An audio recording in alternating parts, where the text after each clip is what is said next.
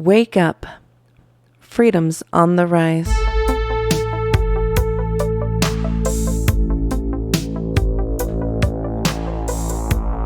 Welcome to Freedom's Rising. Today is June 28th, 2022. We are freeing more minds with Freedom's Rising.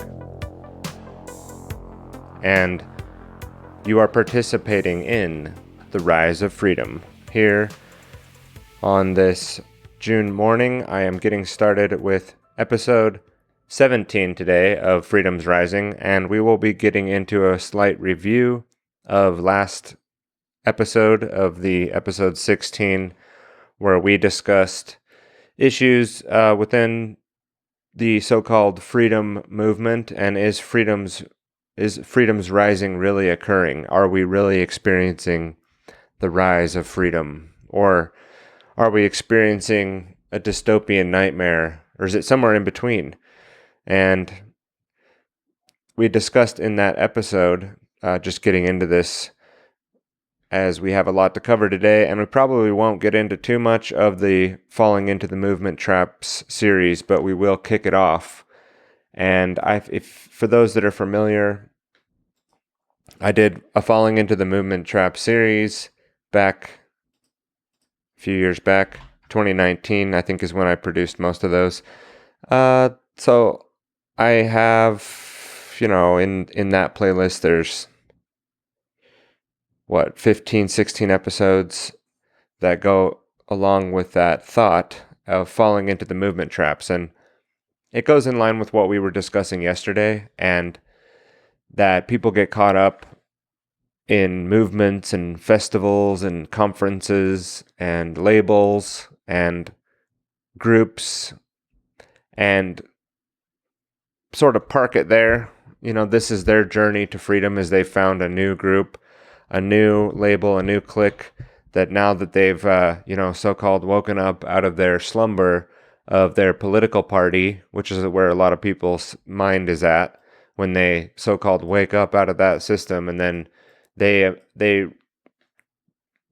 almost intuitively or psychologically or whatever, they need to go find the proper group, right? The proper label, the proper compartmentalized box to put the label on, so that then, they have the right rhetoric and the right, now, okay, here's this patriot mythology about the Federal Reserve Bank, and in the Declaration of Independence, it says that we need to overthrow the government, and again, some of those ideas, of course, are important to the growth and enlightenment of humanity, and there are some things put down in the founding of America and the debates that went on around that time, and that's all important information. But there's sort of these, once you have this, it's the Rothschilds, and it's the Cecil Rhodesian roundtables, and everything's eugenics, and once you know that, you've woken up, and then there you go.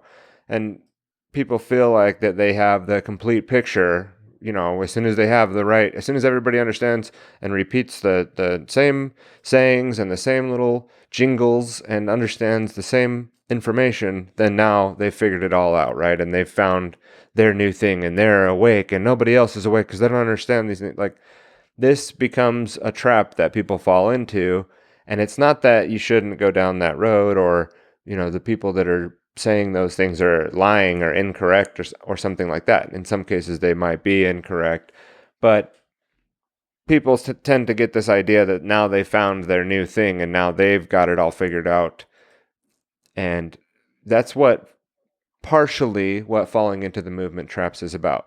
It's also broader than that, and we go into the larger shells of socialism or communism, or left or right, or political libertarians, capital L libertarian, the libertarian politics, right? Or just simply, I'm a left-wing person, I'm a Democrat, I'm a Republican. These are also falling into movement traps. These are also boxes and containers that, people in those cliques tend to think that they've got it figured out, and now that they've got it figured out, they can, vote it away, and the central authority figure will figure it out, or the goodwill and kindness of humanity is going to vote in the right people and make the right decisions. And my work here is done, right? I don't need to go any further in life to pursue ways to better myself or to actually, contribute to helping people directly, or in ways that, maybe I was wrong, and discover those ways that are wrong that I was incorrect about. Nope, I've got my label, I've got my news people, I've got my, friends and my parties at political parties, and I've got my social cliques online and my social media, and we're in like this echo chamber. And since we've all got it figured out, it's just the other guy's wrong and we're right 100% of the time, right? I mean, this kind of thinking, and I don't think that people think it like that or that simply about things, right? They're not, hopefully, completely lost here and with any brain cells to rub together. But it's more of an apathy and a laziness and a cowardice towards, going and thinking outside of the box, thinking about things in a different way. And in my particular, if you were to try to shove me into a group or a box and into the so-called freedom movement, which isn't a movement at all, and it's more of a bowel movement than anything, right? And it's not that I don't appreciate people that are with me in the movement, and I have friends, and I spend time, and we communicate, and we have a community, and we have a networks, and I do attend things. So, and that doesn't make me a hypocrite. I'm just pointing out, again, within that group there needs to be people that can see flaws, and not, it's not to be mean or not to be rude to people, but to differentiate and point out those things and not get caught and fall into the movement traps, not get so radicalized and so caught up in the excitement of the new flashy thing that you've discovered that we're not still critical and, not losing ourselves in the group, not losing our ability to think clearly about things and to look at things from an analytical way, just because we found this group and now, we're going to fully commit to this and all the little edicts within it. And I'll start out with a slide. I know this is an audio podcast, and we may quickly start to decide to record these in video format. Again, with my current workflow and schedule, and just having a camera and organizing the scenes and getting the slides ready, and the amount of work that I'm trying to put out, it just streamlines things to have things audio for now. But I will take the time in post-production to be posting the slides that I discuss in each episode, if I discuss a slide, on the website, on the post itself, or at least make it downloadable so that you can download the slide itself. So what this is, do you just accept things the way they are? Do you just let the universe and the way of things happen as they are happening? Do you kind of let people see things the way they're seeing it and not call it out, or not be confrontational, or not, and not that it's confrontational to point out contradictions, or, I don't think people should be going around and upsetting every situation that they're in with the hard truth and the facts and what they've got figured out, like, it's much better to, yes, naturally sort of let conversations happen with people and be patient enough. If you've got a point at a time when it sort of naturally comes up, now you can establish, more of where you're coming from with that person that you're building a bridge towards and a relationship with, and not just, being this like fiery, abrasive, confrontational person all the time. And I'm not that in my regular life. And if I come off that way on the podcast, it might be because that's sort of the intention of the podcast, and the information we've put here is to cover those things that, I've seen and witnessed and learned, and then come to understand more about when interacting with people out there in the real world. And the gap, going back to some of the work I put out before was to fill a gap that I perceived, that I thought, well, these people really are far behind in understanding the possibilities and understanding what's going on here.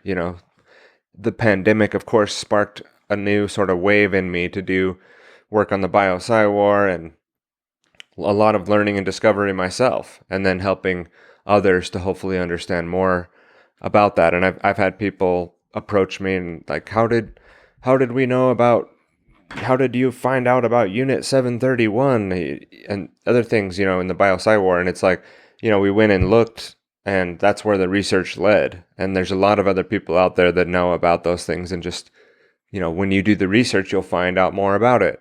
And so there's a way we can help other people come to understand things that we've come to understand. And we can help people alleviate their suffering or falling into pitfalls.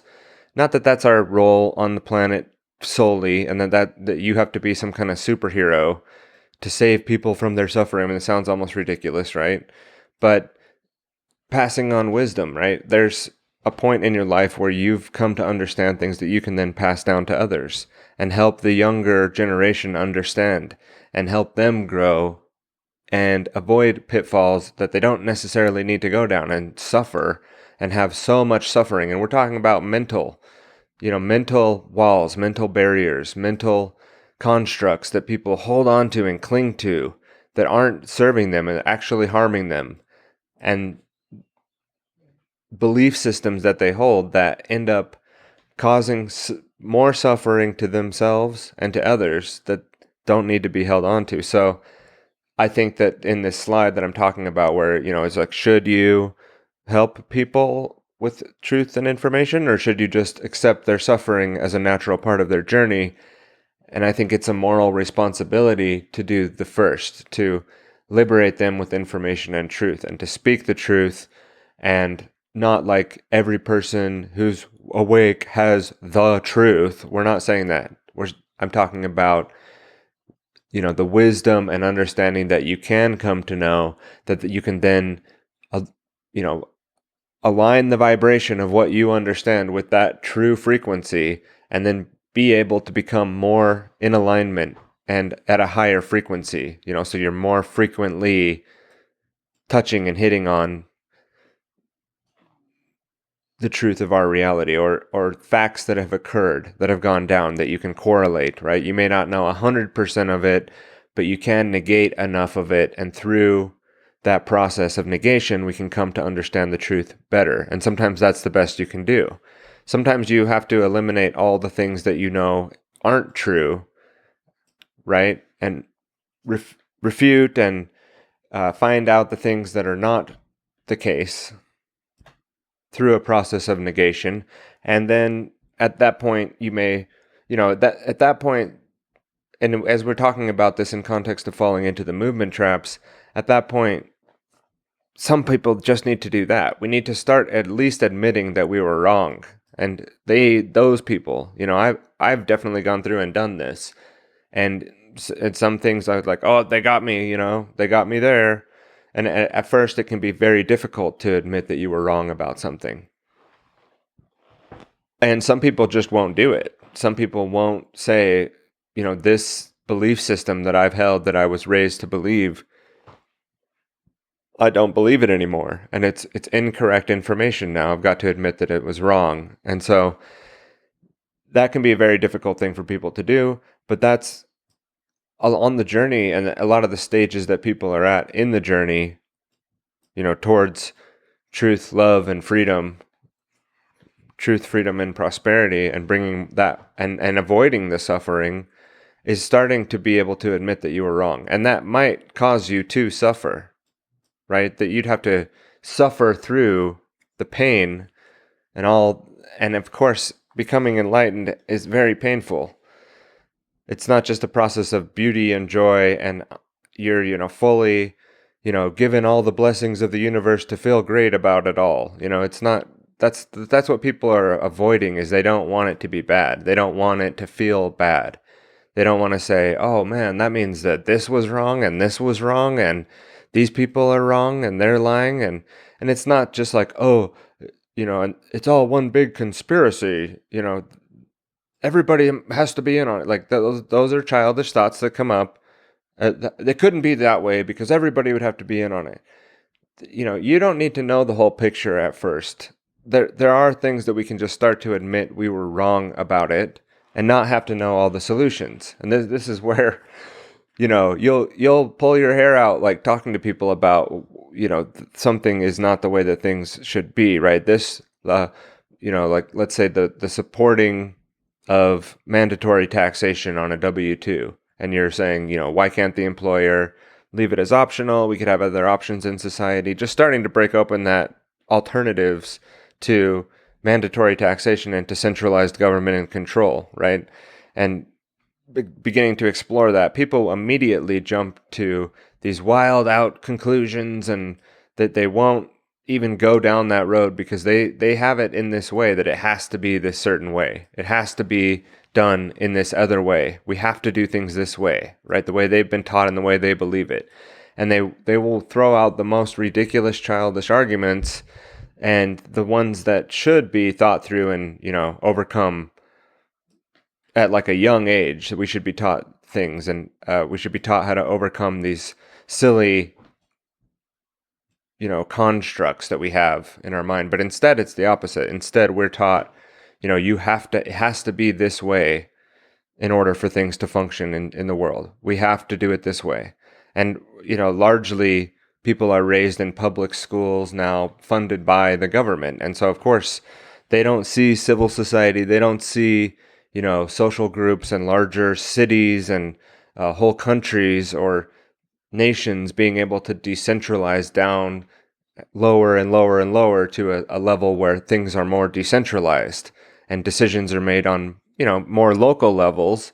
And then eventually it could be made down to a family unit. And, there could be a lot more options for things and ways to do things than just, it has to be done through this, the violence and force and coercion and power of the state, who has ultimate control and the end all be all say on what is right and wrong, right? They are enforcing that. And again, if that's incorrect and you don't have that right to believe in that and force it on other people, and you really don't even have a right to be a slave, there's no correct way to go and put yourself into slavery and then hope or use the force of that power of the state to then walk other people into slavery as well, and promote it for them as well, and brainwash them. Those aren't rights that you have. Those are incorrect behaviors. Those things are immoral behaviors that you don't have the right to do.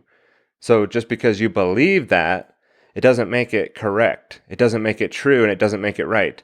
And that doesn't mean that the person acknowledging that has to have every little thing figured out in the world to be able to figure out all the solutions to everything then. That's not how wiping away the incorrectness works. That's something that our minds tend to do, is put up, well, if it's not this, it has to be this, right? And that's what I'm talking about with the falling into the movement traps as well. Well, if it's not the Republicans or the Democrats, it must be the libertarians, right? And so now I'm a libertarian. And if it's not that, then it's an anarchy. And I've got to call myself an anarchist. And I've got to have this label in this box. And I've got to have it all figured out. Otherwise, I'm going to freak out, man. That's how people act. That they can't just let it go and let it slide, right? Let it go, the things you were incorrect about, and explore, the new options that are available if you need to have new options. But the negation and the process of going through that isn't a process of, okay, so I've got to replace the incorrect thing with a correct thing.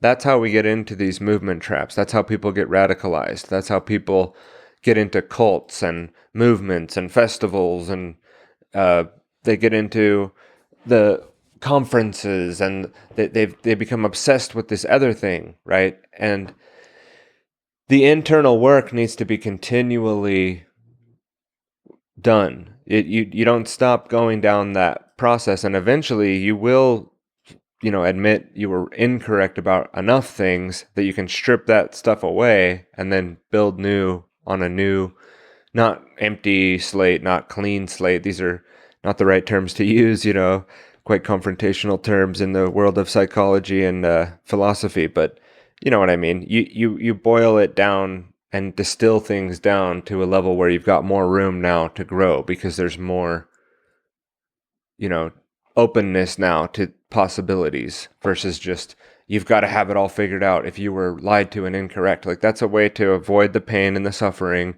of saying I was totally wrong about this situation. And even when you find yourself, you know, well along the journey and you're in another movement, another group, another label, and you still have to continually do that. And that's partially what falling in that, I mean, that was what I was trying to cover in falling into the movement traps, was mainly looking at the people in the voluntarist, anarchist, the libertarian, and even socialist and communist, but mainly, you know, the alternative groups to the mainstream narrative. And in this presentation, where I'm going to be recovering and re-going over that information, we will be widening the spectrum and going into more of like the mass psychology and not just the psychology of people that are radicalized. Now, we will be touching on that and going into things like Fire in the Minds of Men, Origins of the Revolutionary Faith, a book written by James H. Billington that here reading from the Info Galactica, just to give a small synopsis, is a book about the spread of ideas written by James H. Billington, historian and librarian of Congress. The boom analysis, the ideas that inspired European revolutionary movements from the 1700s to the 1900s. And that book takes, reading from the synopsis here, the book takes the name from Dostoevsky's The Possessed, and it attempts to investigate the passion for revolutionary change which developed strongly in Central Europe and Russia starting with the French Revolution in 1979. Unlike many other histories of revolution and revolutionaries, Billington does not focus on the events of social causes leading to the popular uprising. Instead, he follows a sometimes almost invisible thread of incendiary ideas, sometimes transferred via occult societies, but all having the common genesis in the motto of the French Revolution: Liberté, Égalité, and Fraternité. These are like, I don't know, French words: liberty, equality, and fraternity. In Billington's historiography, he presents the second and third terms as reactions to the expansions of the more rudimentary and susceptible to egoism. I'm still reading here from Fire of the Minds of Men in the Info Galactica synopsis. He describes how the idea of brotherhood was inherited from the secret and the occult societies such as the Freemasons, and became an inflammatory idea which led to the Paris Commune, and then was extinguished as far as popular revolutions went, until it resurfaced as National Socialism in 1920s Germany. Instead, the idea of equality would become the fuel for socialism and communism. Billington equates the two schools of thought, claiming that though socially opposed in outside appearance, in their own respective way, one promoting individualism and the other collectivism, each is striving towards establishing these mutual goals: a secular humanist society that is both egalitarian and utilitarian. These two social power factions were founded by the two thinkers Prodhorn and Marx, the former being the social secularist republican anti-monarchist individualist, and the latter the socialist anarchist communist collectivist. So that's way more in depth and probably more, what is the right word that I'm looking for? Elegant than sort of the way I've been laying things out here. But that's why I wanted to bring that into it, because that is what we're talking about. This this passion and sort of a need to, with these extremists have this fire in the mind, right? That they can't stop. They're passionate about it so much so that we might just burn down the whole house, with this passion, and just bring in the centralized communist control or socialist control, right? Same thing. And, how do we avoid that? How do we not fall into the movement traps that we, see throughout history have been traps that people fall into? And in the search for liberty and freedom, we can quickly become off track. And not just by like the intention of the people that are in the movement, but by the occult controls, the hidden forces, or by more centralized and long-standing, families, societies, thinkers that know how to pull the strings of the movements, that know how to manipulate things, that know how to, turn the wheels of this energy that's being, that is coming out of the movement into their agendas, and actually, making liberty into something totally different, or making freedom into something legal, right? Something that the state controls, a freedom that were given to you by the laws of the state, and not something that God has granted, or that the creator of the universe has provided to everything in the universe, and human beings and conscious beings have the ability to observe the laws operating in nature and adhere their behavior to them, and understand there is a moral law operating in the universe. And that is the ultimate basis, and what should be the basis of our current law systems and legal systems and government, is that understanding. And that is something that was, the basis of some of the founding of the United States of America, right? And there's so much corruption and muddy water there that even me, that's why I hesitate to say, and how I was, phrasing it was important to me, because I don't want to come off as like someone with the patriot mythology, and like, oh well, if it's done this way and then we overthrow it, it's going to be the revolution, and then we're going to have the freedom. I don't see it that way. I think we need an evolution in society. I think we need to, and not because we're ultimately headed towards this evolutionary point where everything blows up into beauty and we're ultimately going to head there and there's no stopping it. There's devolution and entropy and death and stagnation. These are all possibilities for our species as well, and destruction of ourselves. We don't have to be here. There's nothing in the universe that says these human beings must be here and have to be here. We can make it so bad though that nobody would want to be here, right?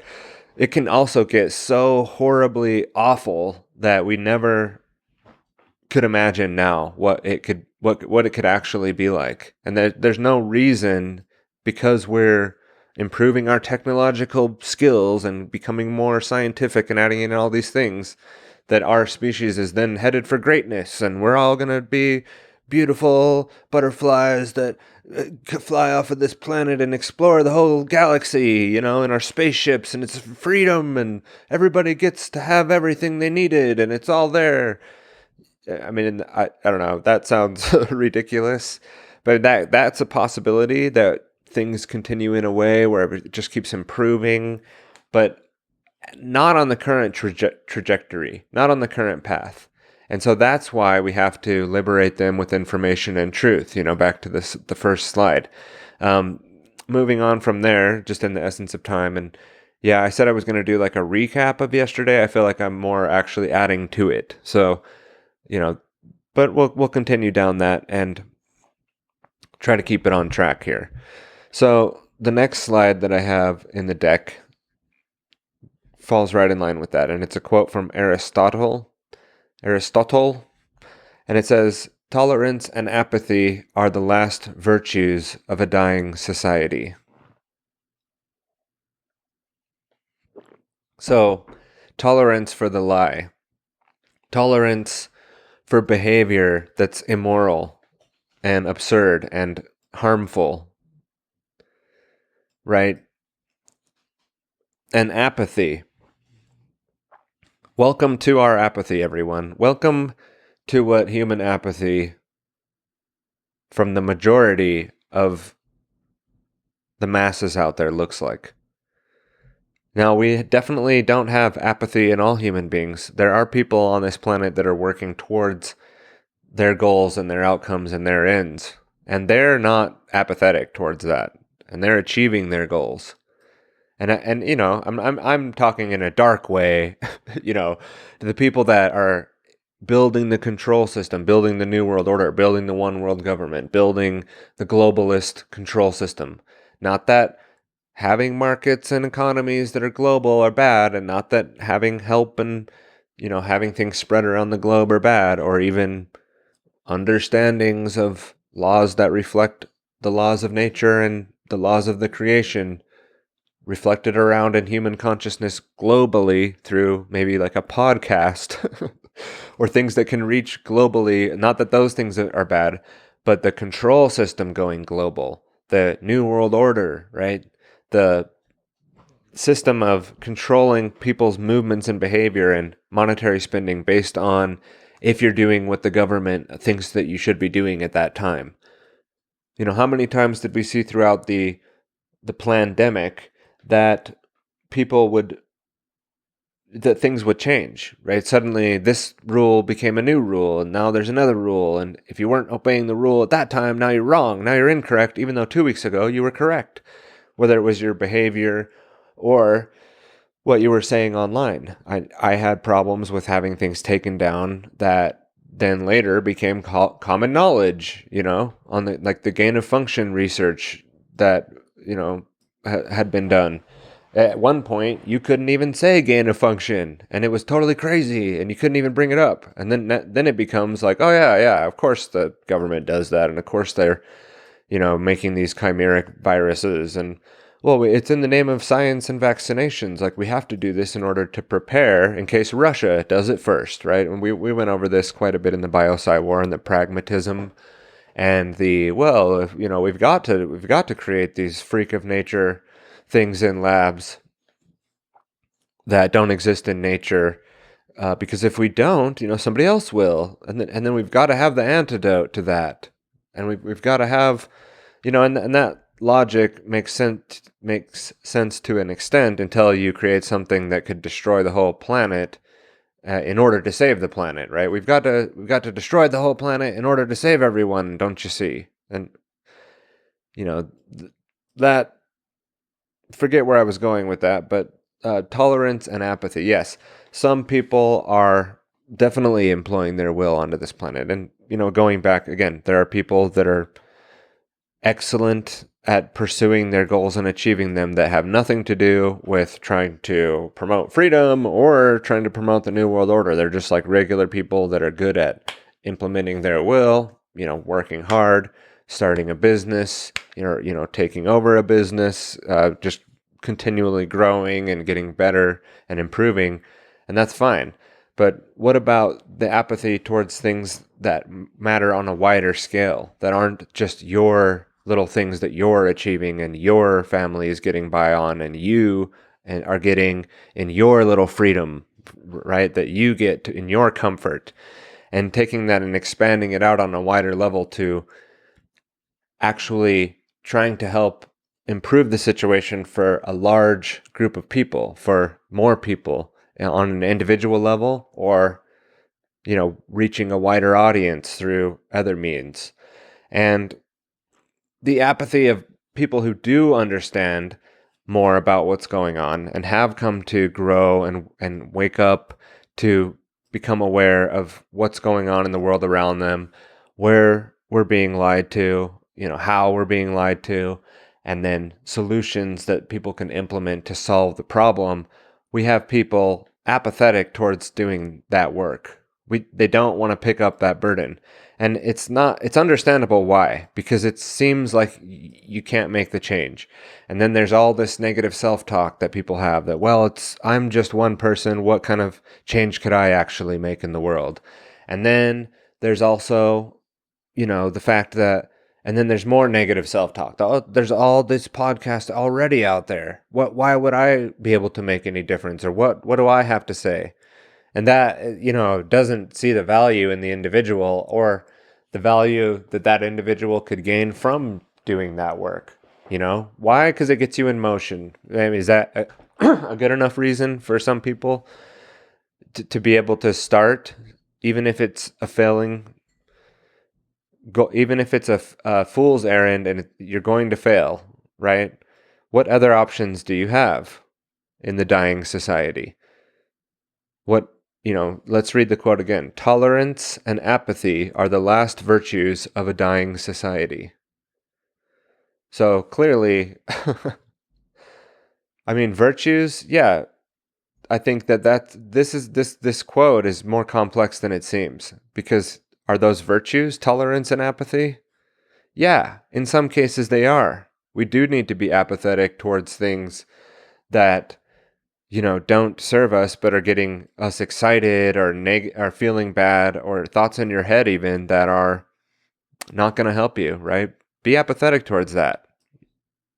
Be incredulous.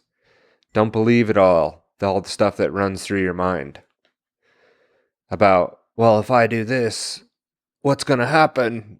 People are going to think I'm an idiot or whatever. Like, oh, I'm not, I don't have enough information on this, or I don't know all the little things about this, so how could I say anything about it? That stuff you can be apathetic towards, not in a way where you're like a moron that doesn't actually check himself or herself to see if you are like accurate or correct, or if you are looking foolish, by doing what you're doing. But that all the other stuff that happens when you just need to get the thing done. You just need to wake up, you need to do the thing, you need to get it done, you know what you need to do, you have to work on it all the time, it's not something that's going away. Just do it. Don't let all the thoughts get in the way about, well, what about this? What about that? So those, like, in a way, that's a virtue, right? To be able to do that and focus on the things in your life that are good, or being a good person to yourself, not being an asshole to yourself so that you just beat yourself up about all this stuff.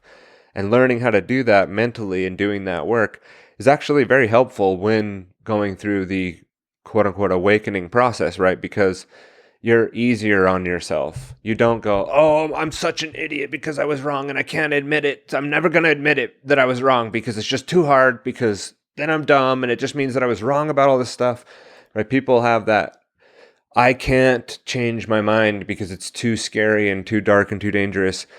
No, man, you can be a lot nicer to yourself about that process and say, you know what? I was wrong. So what? I got it wrong. I was incorrect about that belief system. That thing that person's been trying to tell me for all those years and I just kept shutting them out. Maybe they have a good point about some things, and maybe I'm incorrect about some things. People have a very, very, very hard time doing that. Some people not so much. Some people are like, this is what I'm saying is not hitting with them. They're like, that's not me. I'm not like that. I'm not like that at all. Right? But other people, it's terrifying. It's absolutely terrifying. And it makes sense.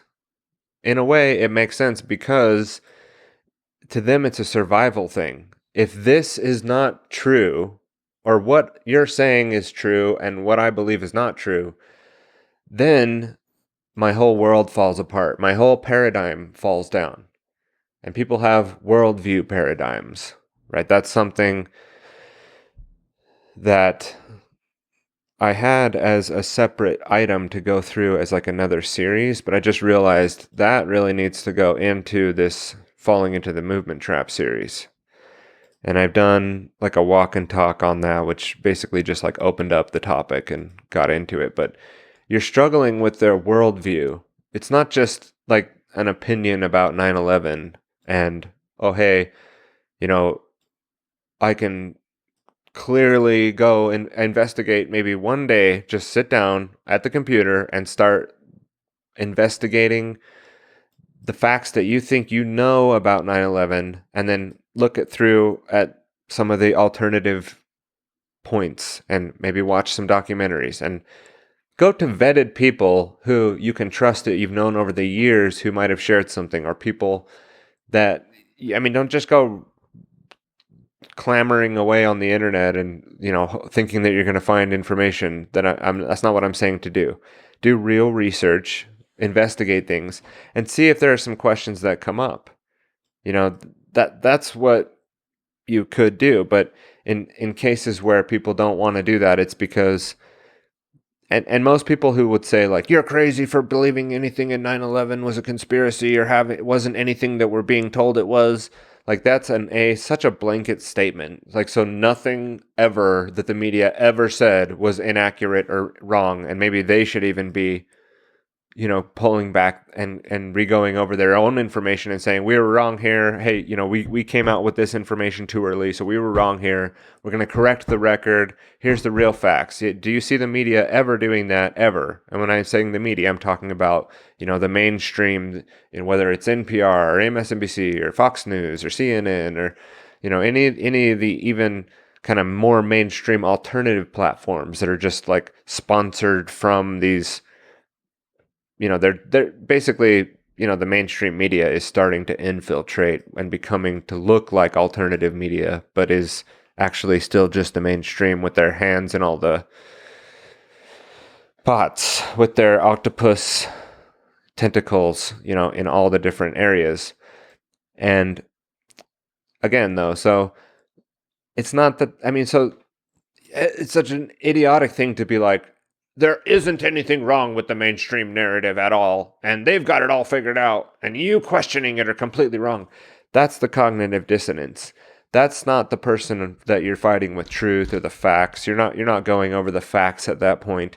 You're dealing with a barrier in front of that person's brain that's like, my whole survival depends on the fact that all my beliefs are true. Because if all my beliefs aren't true, then that means my survival is at risk, right? That you're dealing with an amygdala. You're dealing with a reptile brain. You're dealing with something that doesn't think with the logic and reason and, let me find the contradictions and remove them, and let me collect more information and remove the contradictions. Let me collect more information and remove the contradictions. Let me try to break down the incorrect things that aren't obviously not true. Let me pull those aside. That you're not dealing with that mind in that person. You're dealing with like the small little mouse brain that's like, survival, a light, flashy, move. Like they're thinking, this person is attacking my ability to live, is what they see anyone, trying to break down their worldview paradigm, because people have different lenses that they see things through. People don't objectively look for the truth and then live their lives according to everything that's true that they've discovered and found. That's not how it works. People have a worldview paradigm that's built on a set of beliefs. It's built on some logical leaps in the beginning, even. It's built on faith in some cases. It's built on things that aren't necessarily provable to the scientific method and materialistic worldview, another worldview paradigm, materialism. But so when we see that that's the problem, and you're not just dealing with, facts and truth and information, then we need to know a different way to go about trying to help that person break down those incorrect worldviews that they're dealing with. Because if the things, going back to the 9/11, example, and I'm not just like frivolously throwing out the fact that I don't think that we were told what's going on, and I'm just throwing that out there. Like I've done a lot of digging on this, and anyone who has, honestly, will come to the same conclusion and have questions that can't be answered through the mainstream story. You can, and I'm not going to go into the points here. People are like waiting for the ultimate point that I have on it so I can pull it out and make it the point. I don't need to do that. There is so much information out there about it that you can do it. But what I'm saying is that people aren't going to, because, I mean, some people will. Some people have. Some people do that. We have people waking up legitimately because of that event, and not just that event, and that's maybe has nothing to do with that event. There's other reasons why people sort of pull the veil off of all the lies that and all the deceit. And it's mainly because that evil, that deceit, that corruption has within it the seeds of its own destruction. It can fall apart of its own will. It's our minds that try to hold it up and construct it in the way that we were raised. And no, it can't be the way that you're saying, because that would mean that my whole life is a lie. Yeah, you were raised in, most likely your parents were raised, and most likely they didn't know what was going on exactly. And there's been a lot of brainwashing and mind control and coercion into, mental coercion into believing things that aren't true. And for purposes that you would never initially venture to guess that that's what was actually going on. And that's another reason it's terrifying for most people to go through and start to realize what some of the agendas like Planned Parenthood are really all about, or what those things were started for. The reason for the existence of Planned Parenthood isn't because they love people and they want to prevent disease and they want to help babies and women.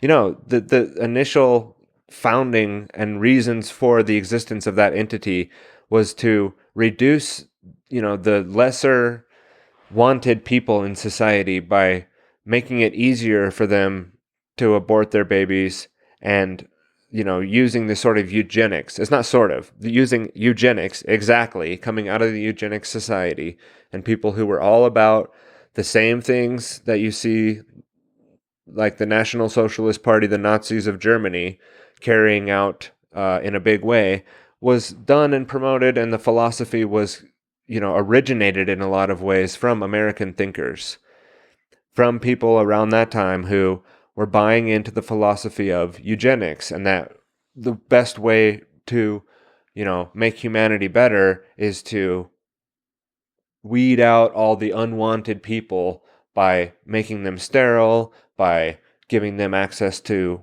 ways to abort their babies easier, and then actually, in some cases, going out and trying to seek that out as a way to legally implement mandatory sterilization, mandatory eugenics, basically. And that's, oh, well, that can't be. And that's not what it's all about now. And that's not what they're doing now. Yeah, it is. It's been the biggest genocide that the world has ever seen.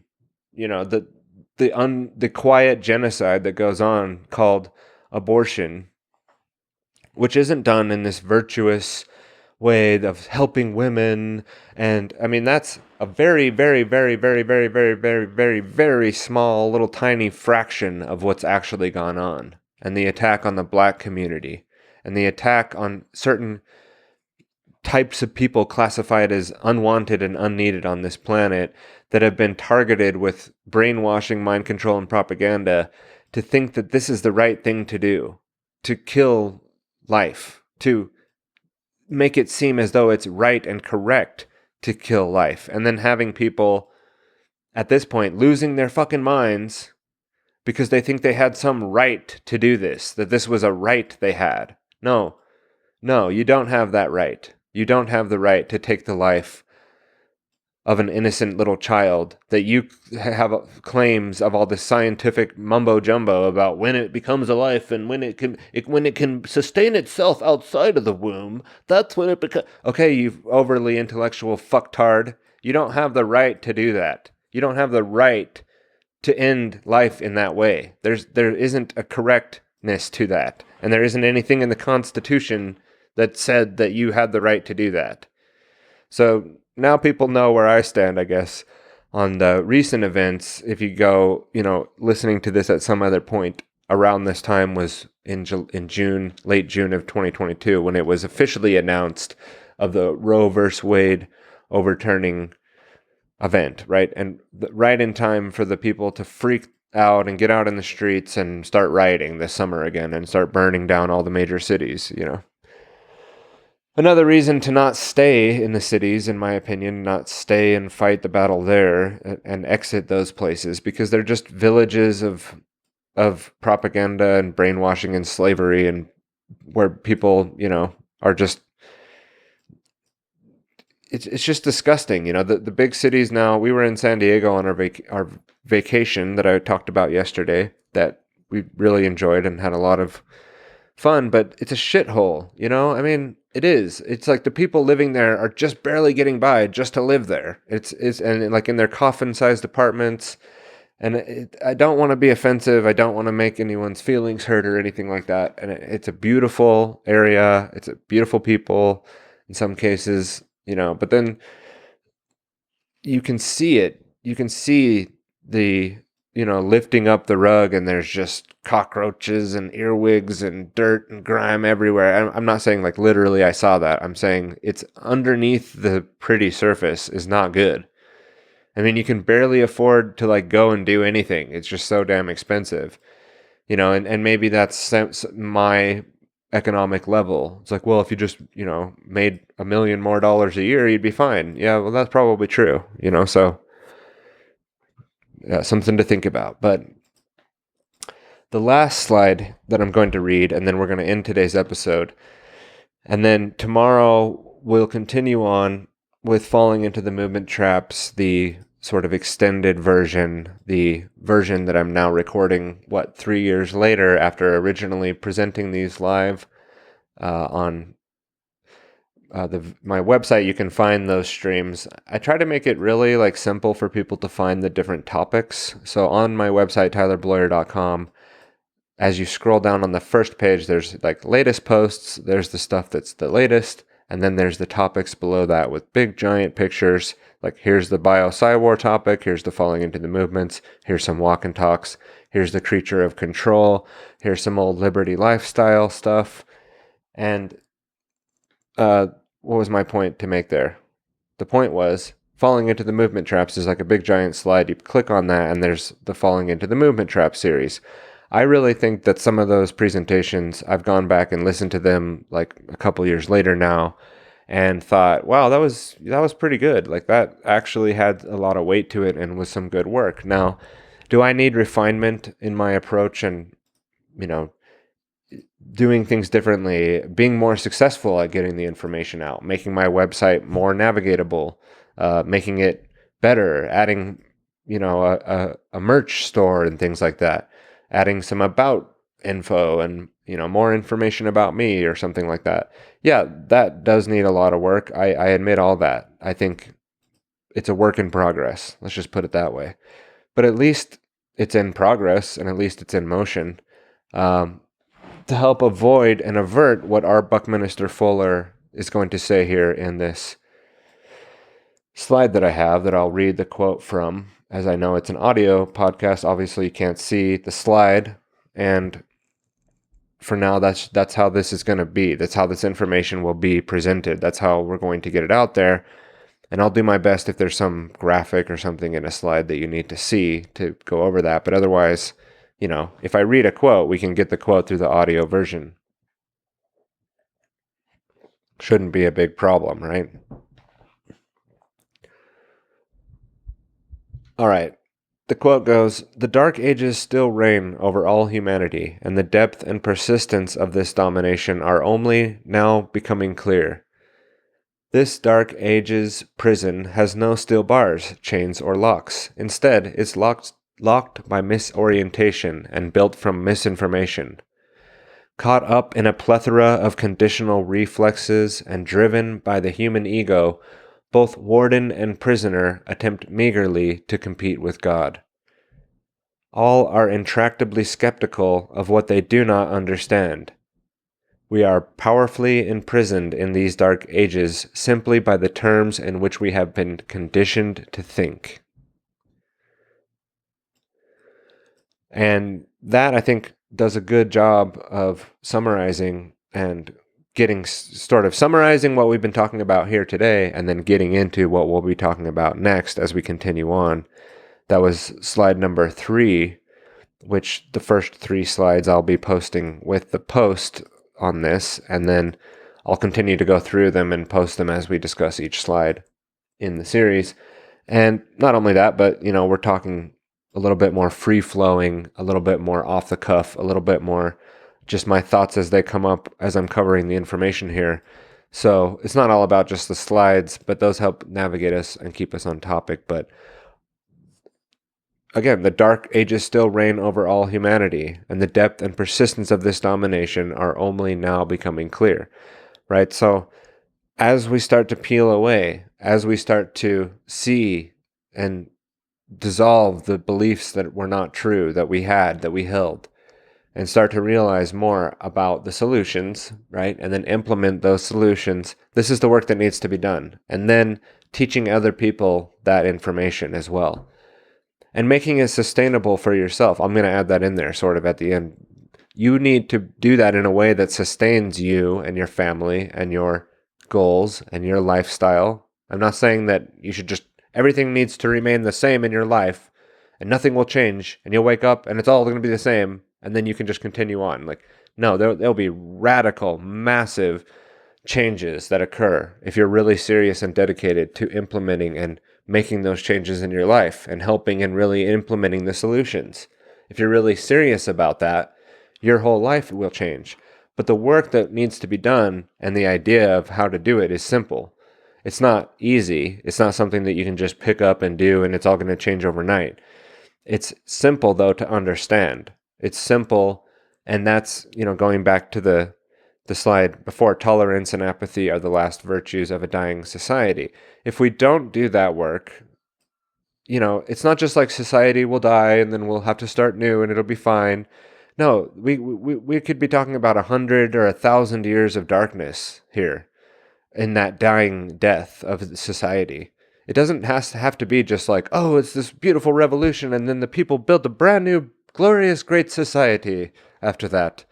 Like, no, that revolution might happen or some sort of thing, uprising thing, civil war thing, or war, world war. That doesn't mean like, oh, out of the ashes comes this beautiful, brilliant phoenix and then freedom rises and it's all great and beautiful. Like, that is not how it has to go. It may not end up that way at all. We could be headed for some of the darkest human experiences that people can't even imagine. Again, does it have to be that way? No, it doesn't have to be that way. How is it not going to be that way? By not being apathetic and tolerant of the things that are occurring and getting off our lazy asses and implementing the solutions. And we'll be talking about solutions. The solutions are out there. The solutions are not up to me to know and 100% of all the solutions and then relay to you. I just pointed to one of the people that you can go read their work and has many, many, many, many solutions that we won't probably even be able to grasp and implement. So it's not about not having solutions. We can go through LibGen and go download our Buckminster Fuller's books and read this man's work and the way that he broke down and looked at things and really kind of alchemized and synthesized new patterns of thought and looking at things that have affected things up to the point even now with people like our Bob Podolsky's work was heavily influenced, and somehow I think he's even connected with our Buckminster Fuller in some way. I can't remember right now, but his book Flourish, was a lot of the concepts are coming out of our Buckminster Fuller's thinking, and who did our Bob Podolsky influence that we've talked about and even criticized and still love and still think that it's a good solution, but there needs to be critique of it. The freedom cell movement, right? The freedom cells that we've promoted and also criticized on this podcast. Promoted because it's a good way to meet people in your community and start getting, projects started on. And if you need that network locally to start building that, do it. But don't think that you're going to survive, the economic collapse and Great Reset and all because of the silliness of the whole, we're going to have our own cows and our own milk and eggs and everybody else is going to fuck off and we're going to be fine, like that's not going to happen like that. A lot of people in those groups and movements and things think that that's what they're doing.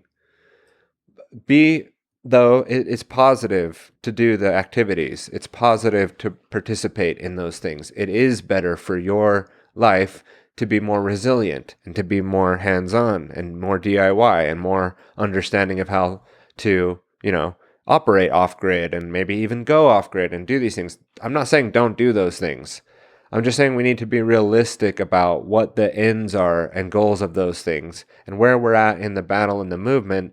And until we have more people understanding objective morality, lex rex, that the law is king, that the laws of nature, the law of God, the laws of the universe, the laws of morality are king over the laws of man.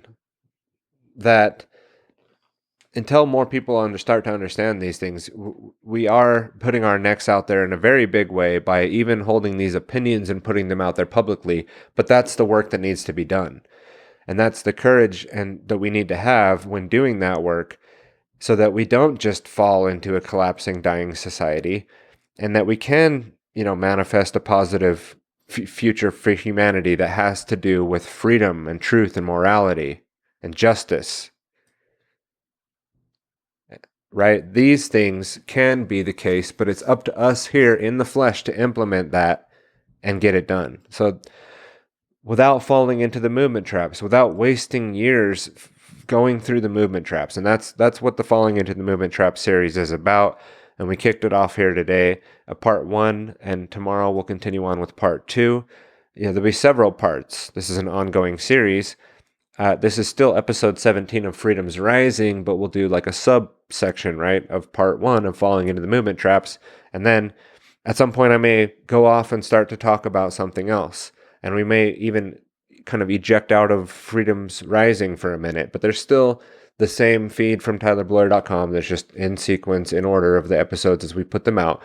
But I'm not going to just confine it to only, now we're on part 2, 3, 4, 5, 6. We may skip 6, go into some other topics, and then come back and finish part 7, 8, 9, 10 of Falling into the Movement Traps.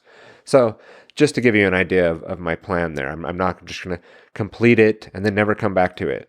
I think we'll have several parts of this series, and it may not be chronological, consistent, where I may jump into, an episode after, reading some new books or finding out some new things and jump into something else and cover something else for a while. And then we'll come back and finish, Falling into the Movement Traps. The first series I did and the first work I did on Falling into the Movement Traps, again, was like 3 years ago. And we're still doing that now. We're still talking about the creature, right? The creature of control. And in the Creature of Control series, I broke down a lot of the stuff that we talk about in Freedom's Rising, even, right? It was just a different format.